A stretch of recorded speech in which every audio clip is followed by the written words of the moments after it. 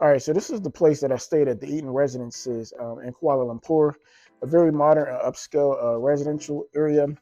I was on the upper level floor. I really enjoyed this place. It was close to everything that I need to get to for the most part, about a 15-20 minute walk. Now, you're about to see in a minute why I chose this place. I mean, look at this beauty in this backdrop here. This is on the rooftop, the infinity pool, overlooking the Petronas Towers and the rest of the central business district and main area. I mean, this part right here was just absolutely incredible, especially for the value and the price. It couldn't be beat for how much it was to have this view. Now, this is the one side of it. Over here, this is the opposite side of the rooftop. And over here is just showing more of the city and the nice backdrop at night. And I mean, it was just as equally good in the daytime. And to me, this is almost just like one of, if not the best views of the city.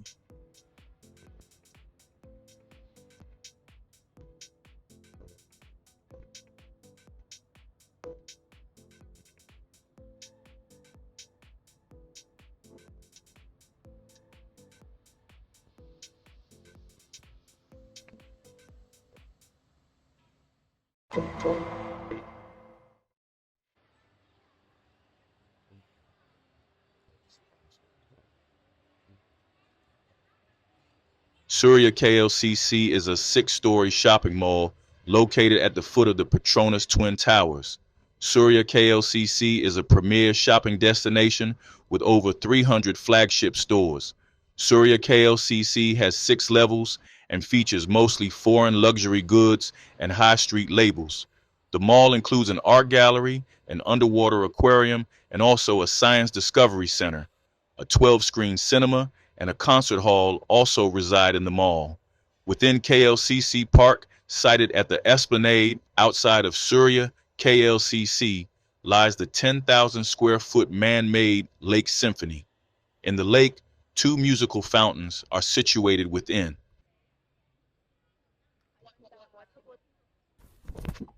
All right, now, so here at this point, we're leaving the mall, going outside in the front. And the mall is actually attached right next to the Petronas Towers, pretty much in the same exact building, vicinity, and structure. And this area here is like super packed with people. This is about 10, 11 p.m. at night. There's a bunch of vendors out here. There's a bunch of people wanting to take their pictures, things of that nature in front of the Petronas Tower so that you can put them on social media or whatever it is you want to do. And as you can see, it kind of has like a New York feel, Times Square in a way. And then you also can see this double-decker here to kind of remind you of London. It's a real built-up area, and I was actually pleasantly surprised that all this was going on in Malaysia. And one of the reasons I wanted to come here once I seen the pictures and all the stuff online as I was doing my research. All right, here this is the back of the mall. As you can see, a lot of people at night, they congregate, but they do it all throughout the day and the night. This is a park back here, really nice park. They got an area like where there's a water fountain that you'll see later on in the video. Anyway, at night, they do like the little water shows with the water fountain. And it's kind of funny because on this first night, when I first got here, I was actually supposed to do a bar crawl. It was like in the Chinatown area. And I had got dressed, and I didn't really like what I had on, so I ended up taking off and putting something else on. But the bar crawl seemed like it was going to be a little bit more upscale. I wasn't sure, so I just decided not to go. And plus, I was tired from all the traveling. So I just chilled down here for about 2-3 hours, visiting the mall, the tower, and the back, and things of that nature.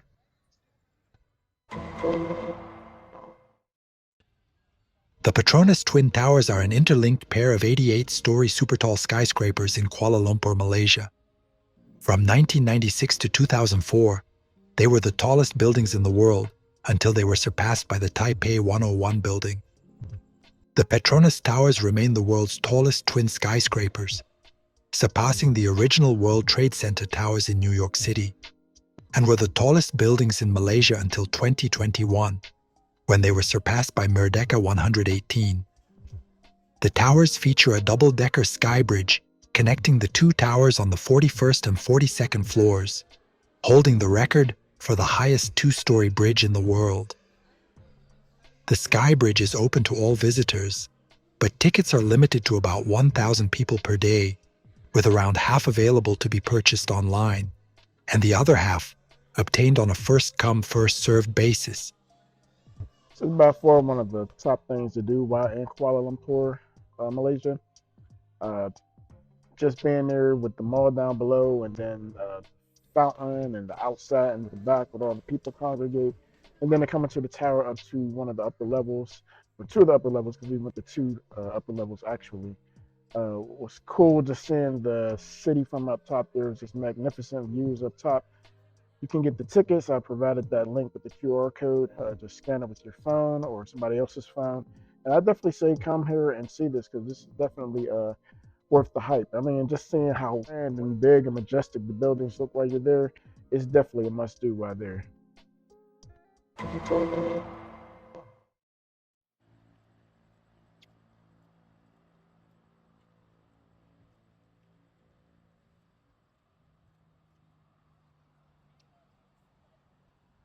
On February 5th, 2020, the elegant Saloma Bridge was made accessible to all. This beautiful bridge is a heartfelt tribute to Saloma, a famous Malaysian singer and actress known as the Queen of Malay cinema in the late 1950s, as a living memorial to her. As the day turns into night, the Saloma Bridge transforms into a stunning display of colors, lighting up the Klang River with its magical glow, making it a must-see sight that visitors will never forget. It joins the districts of Kampong Baru, northwest, and Kuala Lumpur city centre, southeast. Petronas Twin Towers and the Saloma Bridge are within walking distance from each other at just 1 mile apart, or a comfortable 15-minute walk. This 69-meter-long bridge is decked out in lights and comes alive during the night, sporting the national colors of Malaysia, red, yellow, and blue. Saloma Bridge is one you don't want to miss out on. Stop along your walk on the bridge to snap a few pictures of yourself, as this is one of the most Instagrammable spots in Kuala Lumpur.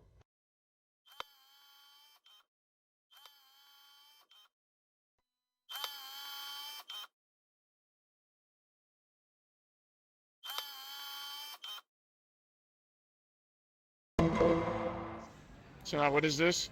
This is roti canai, the flat. Relax. Full safe.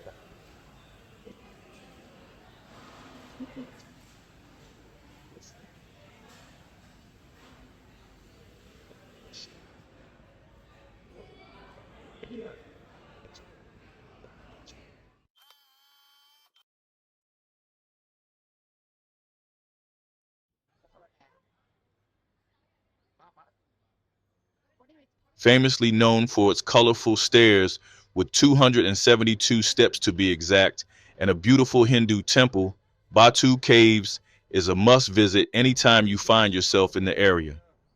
Over 400 million years old, these limestones were organically formed, creating what is famously known as Batu Caves today.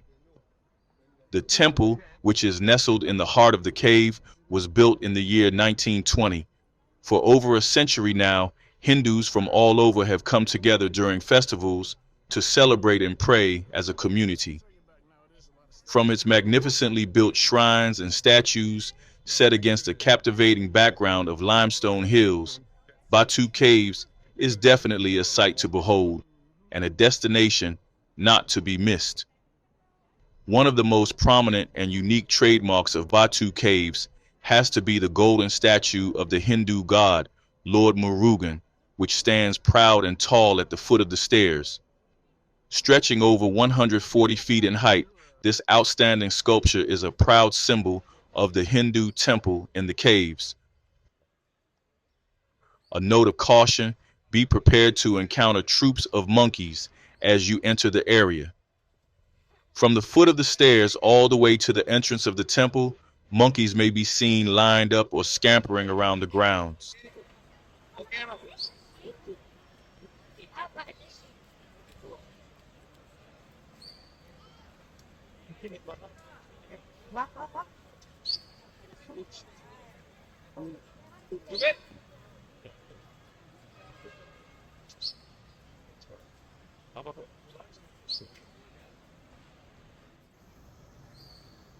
What do you want?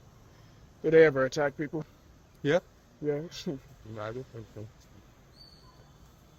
Oh, uh, you not when you have food on you. Only when you have food. Okay. When you have food, the chimps will try to grab it from you. They won't really attack. So hungry that one. What is that? Flowers? Flowers. Oh wow. That one for offering the garden. Uh-huh. Yeah. It's that. Hungry. Hungry back.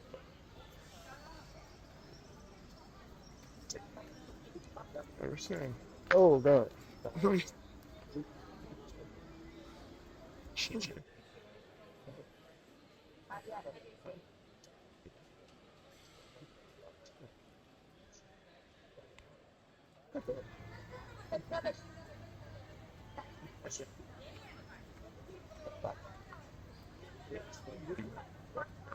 Wow, the tails are so long. It's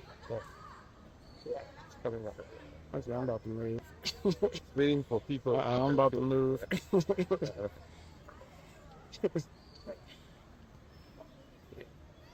Oh, come on, you getting too close, buddy. Good. All right, now, so I don't know if some of y'all ever been to the Batu Caves or heard about the Batu Caves or even seen a thumbnail with the monkeys on it. Everybody knows that the Batu Caves, there's monkeys. So let's face it, you're not here to watch Ken's Travels. You're not here to see my videos or the other places I ventured to in this episode in Kuala Lumpur. Here for the monkeys. Here for the monkeys. Here for the monkeys.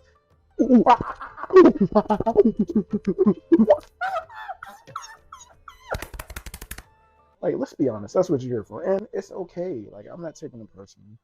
So anyway, when I got to Batu Caves, of course, I was looking for the monkeys. And as you can see, all the monkeys in the video, they're so mischievous and bad, and they're just so interesting to watch. It's just one of the best parts about going to the Batu Caves.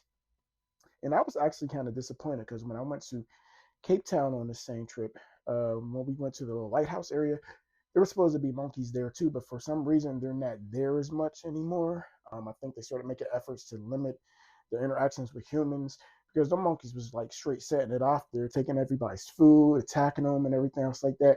So I still was looking forward to it here. And as you can see, the monkeys are a great, great fun time. Besides that, the caves were a lot of fun.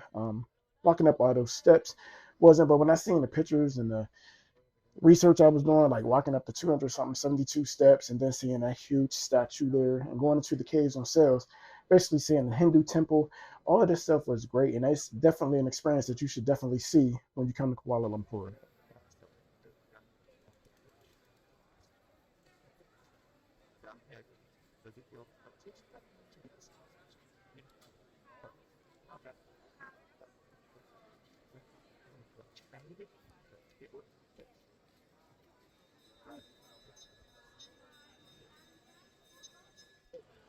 Trying to get this.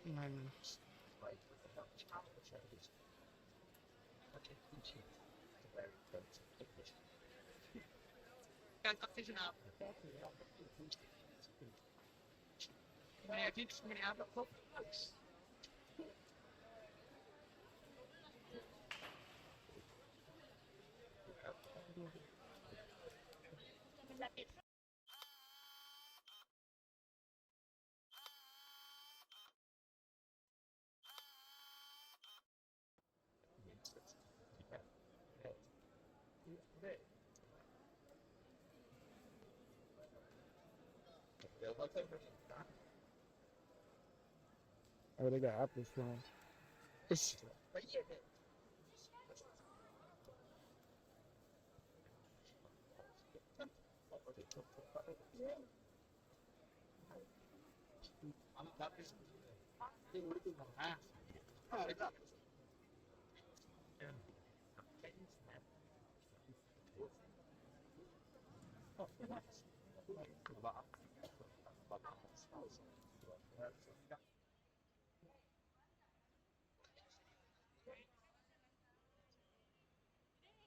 Batu Caves Murugan statue is a 140-foot tall statue of the Hindu god Murugan at Batu Caves in Selangor, Malaysia.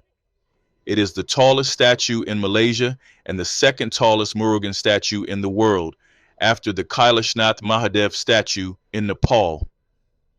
The cave complex contains many Hindu temples, the most popular of which is a shrine dedicated to the deity Murugan. Murugan is the Hindu god of war. He is generally described as the son of the deities Shiva and Parvati and the brother of Ganesha.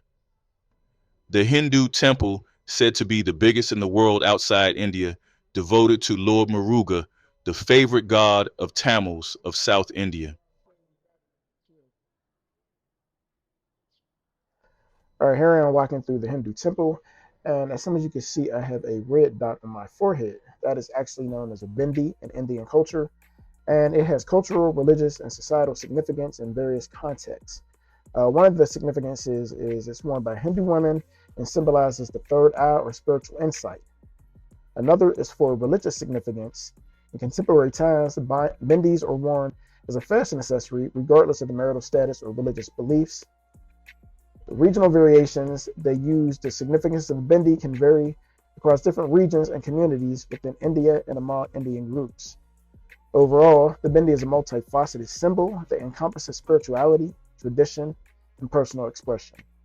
As for school, walking through the Hindu temple, you have to take off your shoes before coming in. I think we have put on some slippers. And once again, when you go somewhere, you just want to respect people's cultures and norms. Don't just go somewhere and just saying you're going to do what you want to do. Be respectful and considerate and just immerse yourself and use it as a learning opportunity instead of just a frustration. All right, here in the temple, I'm getting my blessing from a priest, also known as a pujari or pandit. Is the person who gives blessings to devotees and performing rituals. Here he is giving me a blessing, and that blessing is for health and prosperity.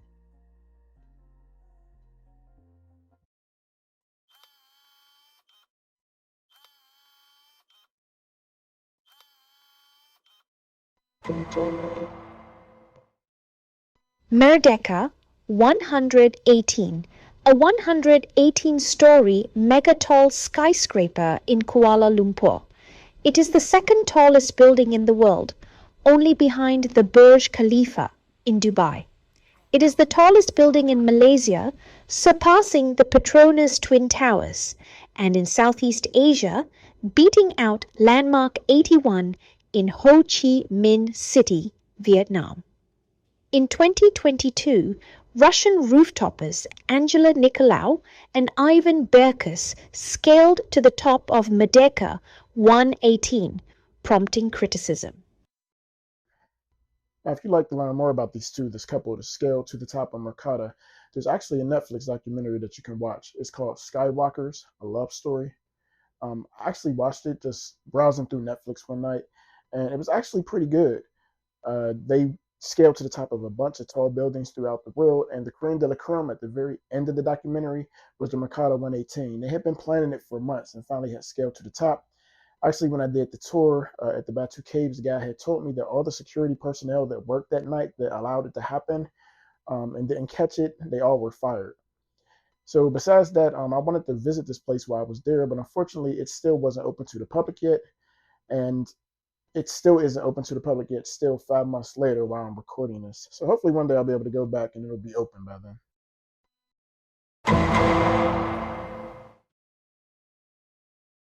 The Kuala Lumpur Tower is a 6-story, 1,381-foot telecommunication tower in Kuala Lumpur, Malaysia.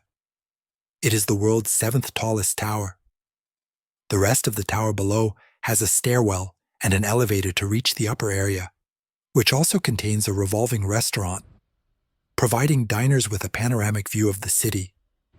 Races are held annually, where participants race up the stairs to the top.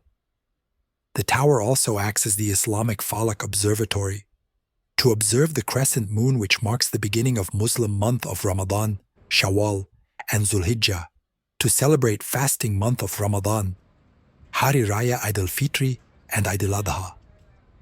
Kuala Lumpur Tower, a member of the World Federation of Great Towers, is utilized by several organizations for various broadcasting purposes. Originally intended only for television broadcasting, radio antennas were included during the construction. The tower now broadcasts free-to-air terrestrial television stations that use the tower's antenna.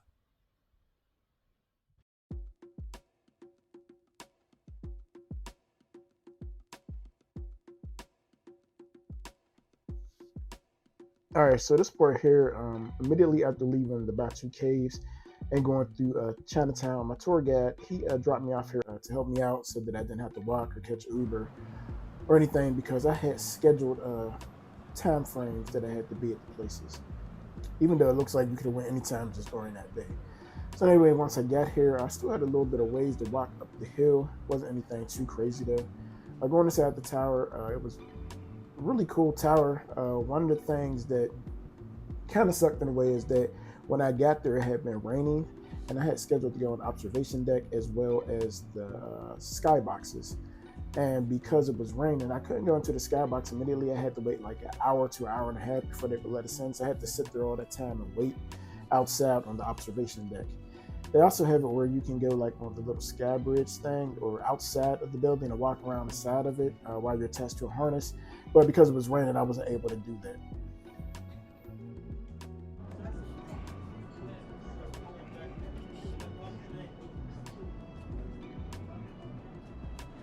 Let me ask.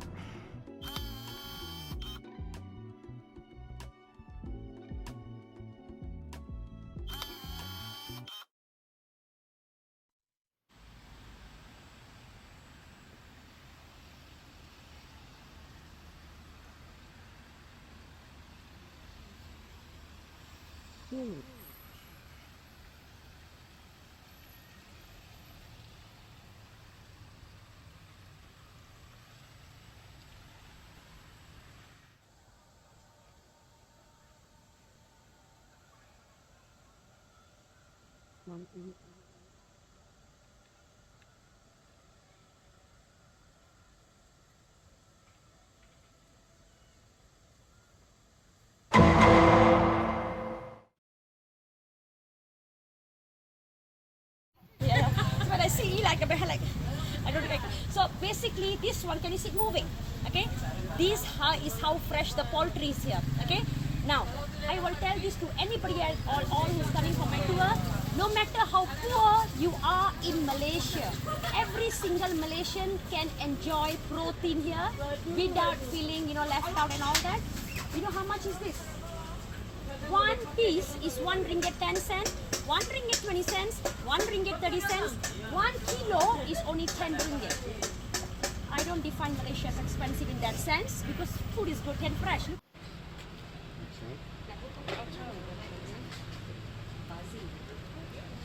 going to make it then cut in the middle, yeah? You said this is the what again? This is the stinky beans. Stinky beans.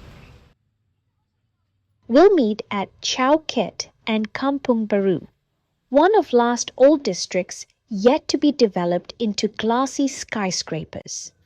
Away from the tourists at Jalan Alo, you'll find a local tight-knit community known for their traditional wooden housing and delicious nightly street eats. We'll end at the illuminated Petronas Towers in a special culinary journey. Our professional team of foodie tour guides will weave a route with dishes that were cherry-picked for their varying culinary history. No other food tour in Kuala Lumpur offers 15+ food tastings, all included, and this much depth, 4 hours. Firm favorites are fragrant bowls of laksa, hand-stretched rotis with a trio of curries, nasi lemak with pecan sambal, herbal beef rendang, mackerel freshly grilled with ground curry paste, nasi kerabu with blue flour rice, and soothing iced sendal, among much more. Whilst it's possible to attempt such a culinary marathon yourself, if you want the real deal, come join us on our movable food feast.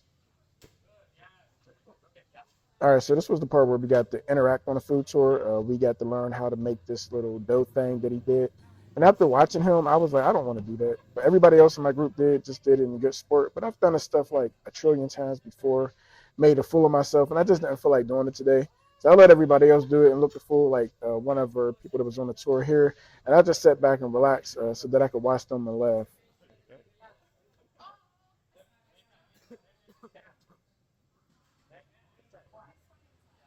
Chili with some lime juice, and they fry it with onion and garlic. Okay. Now, can I show you what is the best way to have the fish? Yeah.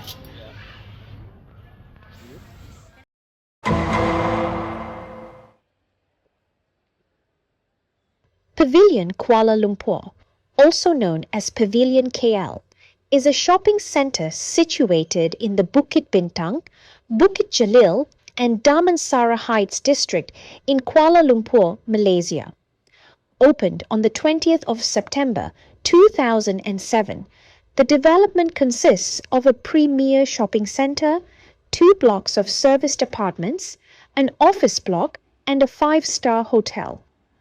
The mall had also went through an extension in 2016 called Pavilion Elite, followed by a new residential block which was developed on top of it.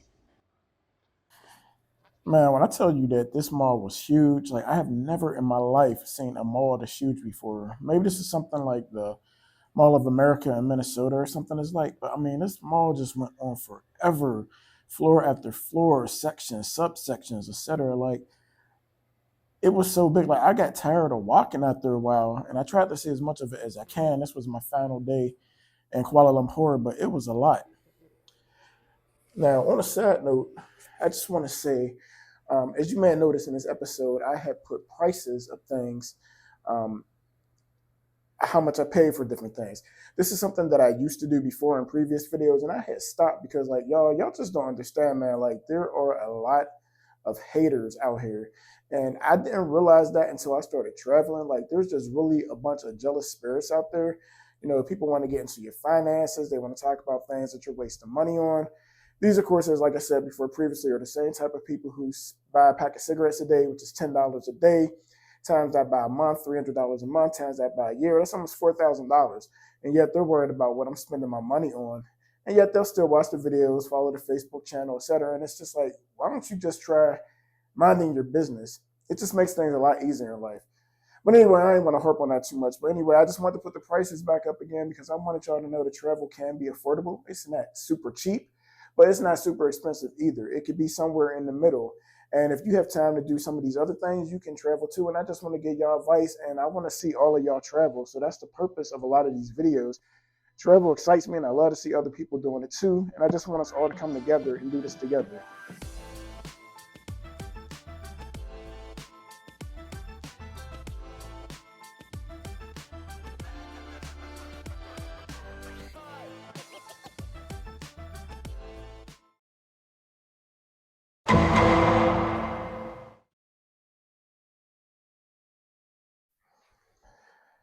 All right, y'all. So after leaving Kuala Lumpur, Malaysia, I was on my way to Seoul, South Korea.